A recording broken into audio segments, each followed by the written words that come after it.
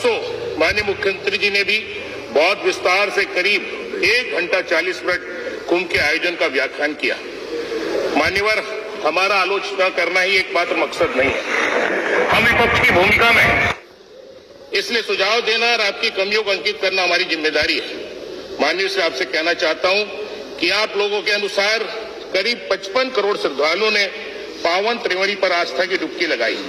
ये गिनती तो आपने एकदम कर ली, लेकिन भगदड़ में मरने वाले बेचारे श्रद्धालुओं की गिनती, घायल होने वालों की गिनती आप आज तक नहीं कर पा रहे। आखिर आपके द्वारा किए जा रहे आंकड़ों पर जनता को विश्वास क्यों नहीं हो रहा? कुछ तो गड़बड़ है, कुछ तो दाल में काला है। मान्यवर, मैं बड़े दुख के साथ ये भी कहना चाहता हूं कि वैसे तो सभी हिंदुओं के और सनातनों का आप ठेकेदार बनते हैं, परंतु आज चौथा दिन है सदन को चलते हुए, क्या आपको याद आया कि उन मरने वाले श्रद्धालुओं की आत्मा की शांति के लिए सदन की कार्रवाई रोककर 2 मिनट का मौन सरकार रख लेती, श्रद्धांजलि दे देते? अरे आपको इस देश में रह रहे मुसलमानों से तो इतनी नफरत है कि आपका बस चले तो आप सब पर बुलडोजर चलवा दें, गोली चलवा दें या पता नहीं क्या क्या कर दें। अगर ऐसा नहीं है तो 2 शब्द उन मुसलमानों के बारे में भी बोल देते। जब आपकी सारी व्यवस्था चरमरा गई, लोगों को न रहने को जगह मिल रही थी, न खाने को मिल रहा था, तब वहां के मुसलमानों ने आगे बढ़कर अपने हिंदू भाइयों के रहने के लिए अपने घरों को, अपनी मस्जिदों के, मदरसों के दरवाजे खोले, उन्हें खाना खिलाया, सोने के लिए बिस्तर दिए, जबकि आप लोगों ने दोनों के बीच में जहर बोने के अलावा कुछ नहीं किया। उनको अच्छे कार्यों के लिए 2 शब्द तो क्या बोलते, बल्कि उन्हें अपने परसों के संबोधन में माननीय मुख्यमंत्री जी ने किस तरह नवाजा, वो शब्द भी मैं कहना नहीं चाहता। आपको उसके लिए खेद करना चाहिए, बल्कि हो सके तो माफी मांगनी चाहिए। जरा सी संवेदना दिखा देते उन हिंदुओं के प्रति, मुसलमानों के प्रति तो आप दिखाओगे नहीं, परंतु नहीं, आपको तो सिर्फ हिंदुत्व का ढिढोरा पीटना है। मतलब उनसे भी नहीं है, बस हिंदू और मुसलमान करके वोट चाहिए, सरकार चाहिए। इसलिए कवि ने कहा है कि मन में मैल, मुंह में चीनी से मिठास रखते हैं लोग, वक्त के अनुसार शख्सियत बदलते हैं ये लोग, गिरगिट भी शर्माए ऐसे रंग बदलते लोगों से, कर्म करते हैं दिखावे के लिए ये लोग, दिल में जहर हाथ में खंजर रखते हैं लोग, जिस शख्स में छिपा हो दोगलापन, फिर वो अपनी आदत कहां बदलते हैं लोग। माननीय आपकी सरकार के अनुसार 45 लाख करोड़ के निवेश पिछले 8 साल में सरकार को मिले और 15 लाख के करोड़ आपने धरातल पर उतरा है। कौन सा धरातल है पता नहीं। पिछले 8 वर्षों से मैं नगीना में अपने विधानसभा क्षेत्र में कताई मिल बंद पड़ी है 8, 9, 10 सालों से, उसके लिए लगातार मांग कर रहा हूं। आज तक उसे चालू नहीं कराया गया, कोई नई योजना नहीं चलाई। मान्यवर, पता नहीं कौन सा धरातल है। मान्यवर, बहुत खुशी की बात है कि आपने इस पुस्तक के अनुसार प्रदेश को एक्स प्रदेश के रूप में जाना लिखा है, परंतु ये देन भी हमारे नेता माननीय अखिलेश यादव की है। मान्यवर, आप लोगों ने बड़े गर्व से लिखा है कि उत्तर प्रदेश सर्वाधिक मेट्रो वाला, सेवा वाला राज्य है। मान्यवर, ये गर्व की बात भी अगर है तो हमारे माननीय नेता अखिलेश यादव जी की वजह से। मान्यवर, आपने कुल 8 नई मंडी बनाने का जिक्र किया। आपने उन मंडियों को खत्म कर दिया, केवल 8 मंडी बनाई, बाकी जो पहली मंडी थी उनको खत्म कर दिया। आज वहां पर कोई कारोबार नहीं होता।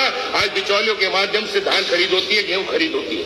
सपा सरकार में बनी मंडियां जिसमें सरकार का करोड़ों रुपए लगा, वो बंद पड़ी है, वो आज तक शुरू नहीं की जा सकी। ऐसा ही उदाहरण मेरे विधानसभा क्षेत्र नगीना के हेडक्वार्टर ब्लॉक के कोतवाली का है। 2016 से बंद पड़ी मंडी आज तक चालू नहीं हो पाई, करोड़ों रुपए उसमें लगा है। और तो और उस खंडर बनी मंडी में अभी कुछ दिनों पहले ही एक महिला के साथ दुर्व्यवहार की घटना भी सामने आई। माननीय, इसलिए कहना चाहता हूं कि या तो उस मंडी को चालू करा दिया जाए या उसको लीज पे दे दिया जाए, जिससे कम से कम वहां कोई घटनाक्रम ऐसा तो न घटे।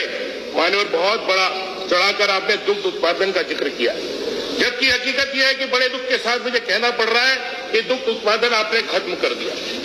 व्यापारी जो भैंस लेकर के, गाय लेकर के एक जगह से दूसरी जगह जाते थे, बहुत अच्छी बात, दूसरी जगह जाते थे, आज वो बेचारे उत्पीड़न के शिकार है।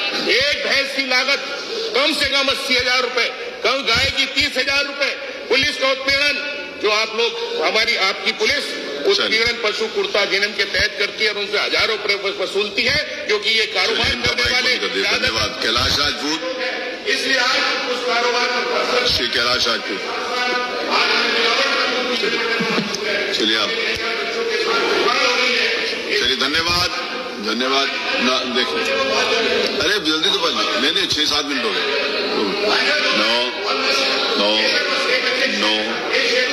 चलो शेर का शेर बोलने दो शेर एक बार ये सारे फर्जी आंकड़े, हाँ शेर बोल सारे फर्जी आंकड़े कहना बहुत कुछ चाहते थे मान्यवर आपने, लेकिन आप औरों को 7-7, 8-8 बैठ देना, 5 आपके ज्यादा हो गए हैं, कहाँ देने वाले हो गए इन झूठे बहुत 8-8, 9-9 मिनट मिल गए मान्यवर। बहरहाल मैं नहीं होगा मैं अपने क्षेत्र में एक स्टेडियम, 2 स्टेडियम की मांग करता हूँ। ये कौन से शहर में आता है? करता हूँ और ये तो सुन लीजिए ये कौन से शहर में आता है? वो भी कह रहा हूँ। और जो स्टेडियम वहाँ बनवाने की जगह चिन्हित की गई है वो नगीना से सालीपुर एक गांव है 4-5 किलोमीटर गांव नदी के किनारे, वहाँ बनाने में कोई फायदा नहीं है। इसलिए अंत में आपको सुझाव देते हुए कि अपनी योजनाओं को धरातल पर लाएं, जनता की भलाई के लिए काम करें, ना कि झूठी योजनाओं को दिखाकर उन्हें ठगने का काम करें। इसलिए शायर ने कहा है, सच बोलने वाले अक्सर बहुत ही कम बोलते हैं, सच बोलने वाले अक्सर बहुत ही कम बोलते हैं, झूठ बोलने वाले निरंतर हरदम बोलते हैं। एक सच के बाद सच को और जरूरत नहीं होती, एक झूठ के बाद सैकड़ों झूठ आदतन बोलते हैं। इसीलिए मैं आपको बोल रहा था कम बोलो, इसीलिए मैं आपको कह रहा था कि कम बोलो। आप ही कह रहे हो जो लंबा बोलते मेरे लिए मैं इसीलिए आपको बोल रहा था कम बोलो। मेरे ऊपर शेर लागू नहीं करता, सदन में 2 घंटे जो लोग शेर आप पर लागू नहीं होता, मात्र 6 मिनट बोला हूँ, घंटों 2 घंटे जो बोलते हैं। मेरी बात सुनो, आपका शेर आप पर लागू नहीं होता, मुझ पे लागू, मानिए देखिए मुझ पे लागू नहीं होता, क्योंकि हमें तो आपने 7 मिनट